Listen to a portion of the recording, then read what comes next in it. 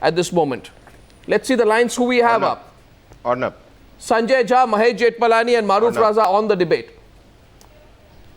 Sanjay Jha, tell me today, are we to forget everything the Prime Minister promised? That's a simple question. Prime Minister made 5 or 6 promises on 5 or 6 occasions. Was he not being sincere? Well, let me tell you, Arnab, very clearly. We are jumping to conclusions here. The Prime Minister of India, Mr. Manmohan Singh, firstly, you are making a lot of statements about the fact that he is working towards his own personal legacy, etc. I mean, the challenge with Pakistan is a historical baggage that we have. I mean, Pakistan has been a difficult, complex, hostile neighbor. It's a geographical reality of our times. No, who was Pakistan referring to? No, who was he referring to in an Independence Day speech, Sanjay, when he said our commitment to peace is unfailing, but our patience has limits? Who was he talking about? Luxembourg? Well, let me tell you, I don't think you should make this into one of such rhetorical adrenaline flowing today. No, why does the Prime Minister not name Pakistan? No, why does the Prime Minister not name Pakistan in his statement today? Is he nervous, embarrassed, worried? Why does he not name Pakistan? Let me tell you, isn't it? Well, it is obvious and as clear as daylight that we are talking about Pakistan. No, it's not. No, I'm sorry, it's not. But I want to move No, I'm sorry, it's not. He has not named Pakistan. I think you are indulging in a cosmetic. No, 1 second. What is cosmetic? Let me answer your question. What is cosmetic? 1 minute, Sanjay Jha. Why is the Prime Minister not naming Pakistan? Tell me. Why does he not name Pakistan? He is naming Pakistan. He has not named Pakistan. Show me in the Pakistan in his press statement. Where does he name Pakistan? Let me tell you. Please tell me, where is he naming Pakistan? Let me tell you. So I can pose a counter question to you, Arnab Goswami. Which country do you think is he talking about? No, 1 second. Why is he not naming Pakistan? So you tell me which country do you think he's talking about? I don't know. Anyway, I don't know why he's talking about. I don't know why he's talking about, but why is the Prime Minister not naming Pakistan? Why is the Prime Minister not naming Pakistan?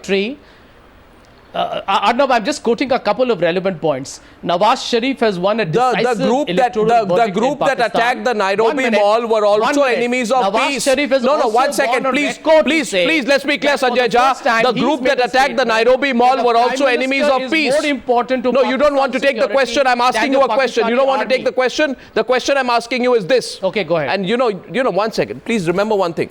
Trying to avoid my question by speaking over me does not constitute a reply in simple English. The question I'm asking here tonight is simple. And I have a lot of viewers who are also asking the same question here tonight. I am asking you, the Prime Minister has refused to name Pakistan. Now, I'll tell you, if you talk about enemies of peace and you say it's obvious who we should be talking about. 1 minute. 1 minute. Arnab, is implicit. No, it's not implicit. Why is the Prime Minister not naming Pakistan? Why? Maruf, is it implicit? Are we to understand by reading the Prime Minister's text? Arnab, let me tell you. Exactly. Let me answer your question, Arnab. Let me answer your question. On Independence Day speech, when the Prime Minister gave a generic two-liner remark that India will not tolerate acts of terror, etc., we had a debate on this channel in which I had said that you'd asked me, do you think that was enough? And I said the Prime Minister failed to give out red lines to our enemy. We had, I think, Mr. Raja, the parliamentarian, who turned around and said that the Parliament has passed a resolution. Now let me ask the parliamentarians today, what good is that resolution that you have passed? Has Pakistan taken it seriously? The answer in simple terms is no. And also let me tell you that Pakistan is a many-layered system, sir. Pakistan must be dealt with at many layers. If you're going to try and talk to Nawaz Sharif because he's an amiable character, then you're deluding yourself about the reality of the subcontinent, in as much as you argue that we cannot wish away our neighbors, we cannot wish away the reality of what is Pakistan. Please understand that in Pakistan, the Prime Minister, even Nawaz Sharif, though may be seen to be powerful, right now in the power hierarchy is probably number 2 or number 3. The Prime Minister also did not say the Prime Minister of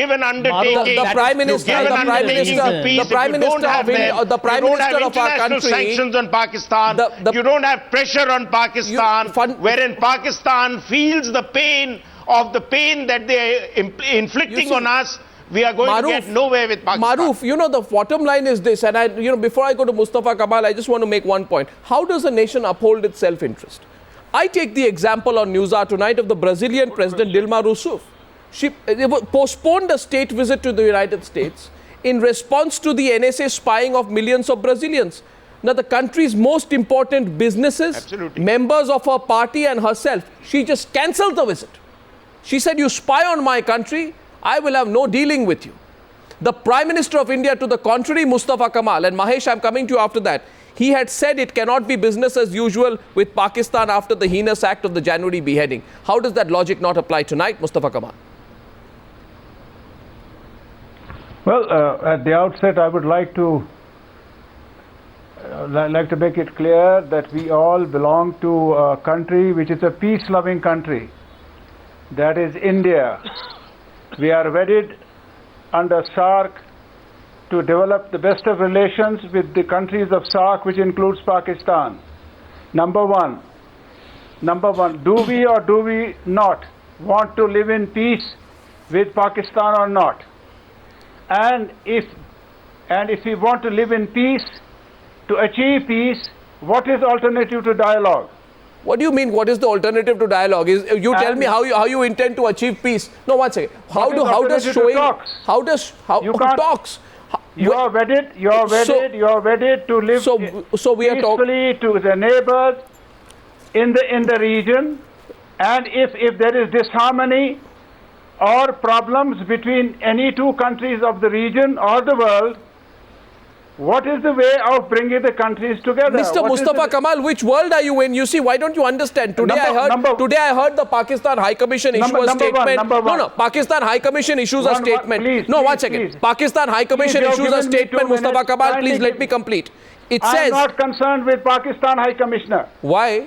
With Pakistan High Commissioner. Why? They are the ones who carried out the attack. The topic today is the militant attack within J&K in Samba and Katwa districts, and in all probability, they have come from across the border within 12 to 24 hours, because the area that the incidents have taken place is not known to Harbour. So who sent them? Harbour or shelter. Who sent them?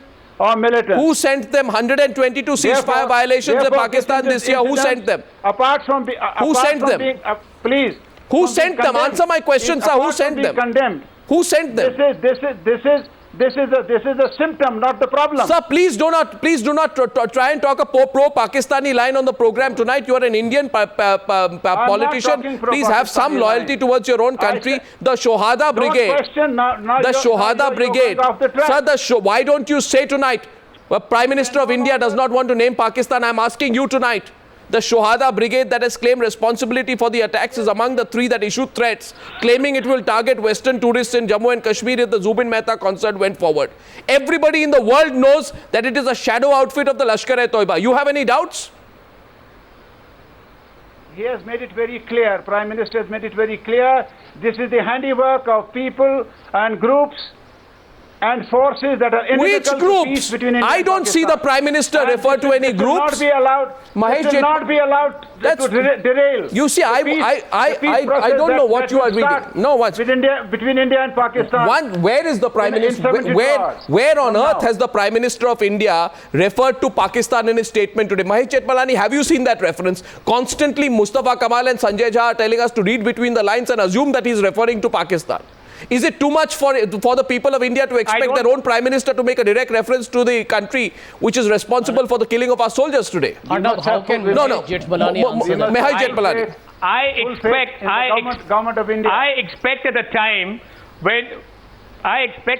Arnav, when our soldiers are being killed, our policemen and innocent civilians are being killed, we have a Prime Minister who stops mincing his words and stops being mealy-mouthed about our enemies across the border. We expect firmer, more decisive action. Now, that apart, Mustafa Kamal says that we have treaty obligations to promote peace. Indeed, we do. We also have constitutional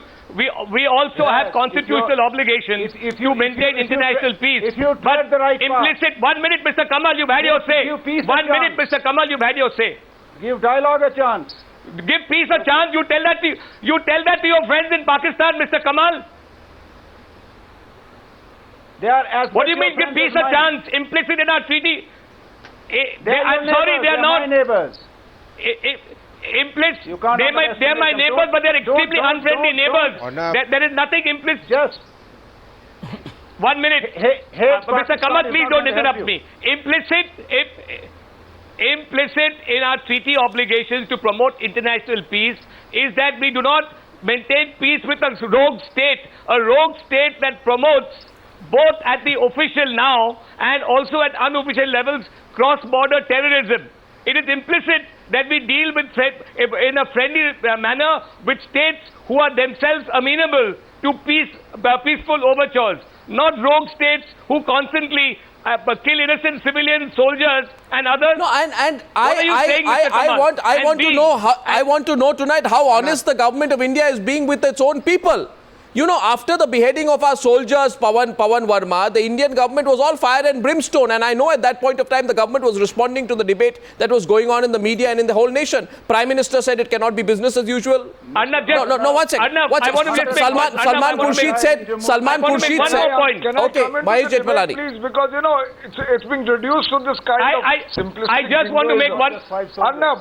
Arnab, just I don't know that. please let me make a point, please, because otherwise there's just too much shouting. Talks or no talks are a matter of judgment. They don't preclude deterrent action. They don't preclude subversive action. They don't preclude inducement and other forms of dealing with a hostile and difficult neighbor. To take a mechanical view, our problem is that we don't have a holistic security doctrine to Pakistan. Exactly. And we finally reduce everything to talk or no talk. No, of course. I say to you, No. after Kargil, you invited Musharraf here, the perpetrator. It was wrong. After December 2001 attack on Parliament, you massed your forces to threaten Pakistan. Just when it was having effect, you withdrew them again. After 26/11, you said you will not talk to Pakistan until the perpetrators of Mumbai are caught. You again began to incrementally start discussion. This is a yo-yo. So that is precisely, Mr. Verma, this yo-yo is exactly what I'm questioning. But the problem is I'm not getting an answer from the Congress spokesperson. I can prove tonight that if you study Indo-Pakistan relations since 2006, Sanjay Jha, look at the question, please, and then answer. If you study, there are 2 points. First of all is the Indian government had made some promises this year. Right? It first said cannot be business as usual. Then the foreign minister said we may go beyond procedure. Few months back, talks were back on the table, which means our policy is Pakistan is going to be talks irrespective of the provocation. And Sanjay Jha, can I give you 5 examples or do you need only one? Which prove that every time there is a grave provocation, there's a lot of anger and Pakistan behaves itself. And once that subsides, your government resumes talks almost like nothing happened. And don't think we have forgotten Sharm el-Sheikh. Don't think we have forgotten Maldives. Don't think what we have forgotten what Prime Minister Manmohan Singh said in 2006 that Pakistan and India are both victims of terrorism. In Havana, he said that 2 months after the July train bombings. There is a history of this, Sanjay Jha. But even the history should have its limits. You understand? Why? Can I answer? No one. Every time the anger subsides, talks continue. Has the Prime Minister gone back on his word again? Well, let me tell you, why do you assume that the meeting that he's likely to have, we'll have to wait and see when the meeting happens and what's the outcome of the conversations. Why are we jumping the gun? I think there are 2 critical issues why we should favor the fact that if the Prime Minister, this is an opportunity, you talk to a newly elected Prime Minister who actually, besides sending a positive message of peace to India, number 2, has also made a statement that he believes that he will be able to perhaps dictate the future of Pakistan much more effectively than the Pakistan army. That's his statement. Now, At every time, let me make a point. There are 2 points that the Prime Minister of India, the Prime Minister of India will possibly drive when he has a conversation with Mr. Please, Let me tell you. Number 1, The big demand that India has been making consistently over years. What are you Let us see if talking Mr. Sharif discovers on that. What is are you the talking? dismantling of the terror infrastructure. Oh my God! which has Oh been my the God! source Don't of give the me the problem for same. India. Don't give me the Let us Sharm el see- Sheikh line. Let us see. Don't give me let the us see Sharm el what Sheikh the line. Prime Minister of Pakistan has to say. There goes the Number Sharm el two, Sheikh line. On the 26/11. Okay, now I'll tell you. Just a minute. No, 1 second. No, 26/11 remember the history. You can't. No, 1 second. Sanjay Jha, I'm interrupting you because you need to be put in context out here. 4 months. 4 months after the serial blast in Mumbai. Under what time deadlines? 4 months. No harm in this dialogue. 4 months. I'll tell you But who that's the said. Prime Minister's call. Sanjay, 1 minute, please. 4 months it took. 4 months after the serial blasts in Mumbai. The people of this country were shocked. In November 2011, do you remember, Sanjay, what happened in November 2011? Of course we do. Oh, I don't think you do, but I'd like to refresh your memory tonight.